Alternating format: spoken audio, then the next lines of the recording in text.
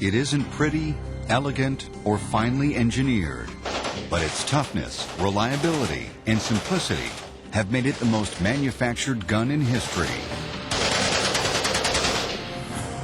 Number 6. The AK47. From Vietnam to Afghanistan, wherever there was conflict in the second half of the 20th century, the AK-47 has been there. Its origins can be found in the rubble and debris of Europe during the final days of the Second World War.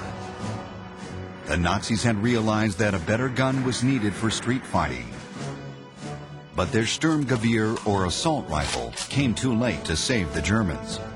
However, its concept inspired the Soviet Union to create their own version, in secret. In 1944, Mikhail Kalashnikov, a former tank engineer with a passion for tinkering with all things mechanical, set about designing a new gun that would house the recently developed 7.62 by 39 millimeter round. I think his motive was patriotism. His country was at war. He wanted to do something. Now, the fact that what he probably didn't realize in his youthful exuberance was that you don't design a rifle overnight. It took him several years to get it right. So the war had finished. But it was still patriotism that drove him. That was it. He wasn't going to get rich because the communist system wouldn't allow that. Более дорог. Я отвечаю. I had to work a lot, work hard at my rifle models.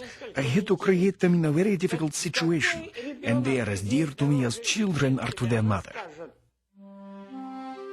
After several years and many failed designs, the Automat Kalashnikov 1947 was ready to arm the communist world for the Cold War ahead. The AK-47 is perhaps the quintessential assault rifle. It's utterly reliable, simple to operate. It was designed in the days when the Soviet Union had a huge conscript army of peasants whose capabilities in handling complicated machineries were questionable at best. The secret to the AK's reliability lies in its loose mechanical tolerances. Most designers sought to tighten up spaces between moving parts. Kalashnikov allowed them room to breathe. His gun could be subjected to the worst battle conditions imaginable and still be ready to fire. The AK-47 became the standard sidearm for all Soviet personnel. With its single or automatic firing capabilities, it performed the roles of both a rifle and submachine gun in one robust package. The AK is so widely recognized because of its huge proliferation. The Soviet Union in the days of the Cold War literally gave these rifles away, but the fact of the matter is, upwards of 50 million of them were made. The Kalashnikov assault rifle had perhaps its greatest impact against American troops in the hands of the Viet Cong. The AK-47 had a level of firepower that caught the U.S. off guard. Today, it has become universally familiar as the gun of revolutionaries, terrorists, and guerrilla forces all over the world. A fact that fills Kalashnikov with equal amounts of pride and weapons in their hands. We know that, for example, in Mozambique, boys are named the same name as my gun. Sometimes my weapon is used for criminal purposes.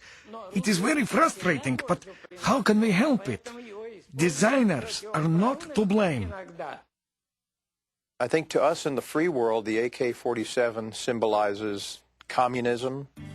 I think to people in other parts of the world, it could represent freedom. It could represent a shot at a new life. Although the AK's basic design is over 50 years old, it's still a weapon to be reckoned with. China, Finland, Poland, Korea, and Egypt all have their own versions. But the AK-47 was not the first military weapon that inspired many countries to create variations of a particular design.